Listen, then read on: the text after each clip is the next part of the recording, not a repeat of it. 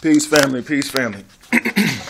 This is Nigel with the Clean Life on FitTallahassee.com. I'm going to talk to you a little bit today just about the differences between organic and inorganic foods. In order for a food to be organic, it has to be certified by the government and other agencies, basically stating that this particular food, whether it's a tomato or squash, zucchini, whatever, what have you, has not been tampered with. It's not genetically modified, and the soil hasn't been touched with increased potassium, etc., to increase the nitrogen in the soil. So it's not just the food; it could also just be the soil that the food is actually grown in. You don't want any man-made chemicals, and that's what makes a food inorganic. GMOs, genetically modified organisms. They also can actually take certain foods and blend them and make two foods one, like a plum and an apricot, making an apra plum. It's pretty crazy. I've never had one. I've seen them. I've just never had one. But there are plenty of those out there in the supermarket now. You can actually purchase them on a regular. It's like not a big thing. Organic foods. Basically, the person who taught me how to farm initially a few years back said this is the game, trying to grow your food and make it through its harvest without pests and other insects or animals for that matter, eating your crops. And that's the game, really trying to survive with all the other species out there trying to survive with you.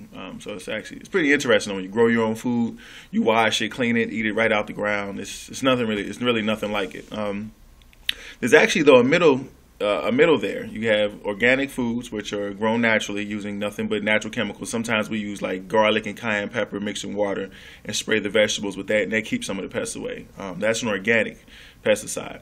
Then you have obviously the Monsantos of the world who genetically modify organisms, use chemicals to keep use pesticides, chemical pesticides, and use chemicals in the soil. So now you have genetically modified organisms along with soil that's been tampered with.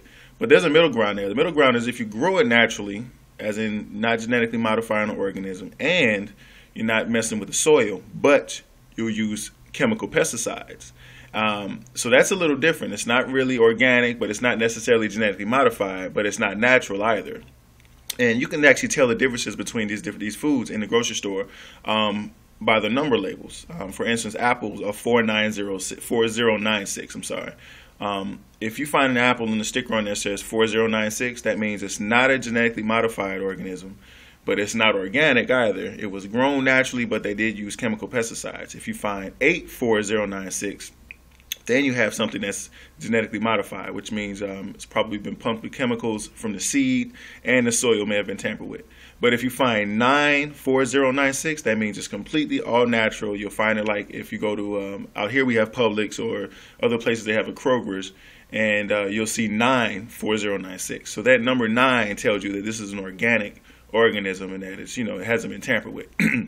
Now, there are theories out there and some studies and tests that show that, GMOs affect people negatively. Of course, on the other side, there are other, studies that say, no, these are tip-top. I'll leave that up to you. The information is out there, but those are the differences, in the foods that basically are out there for us to purchase and consume for ourselves. It's not really many of us are taking control of the food that we eat. We rely on other people to do it. So you at least want to know the differences in the foods that you're eating, okay? That being said, you all take care. Peace.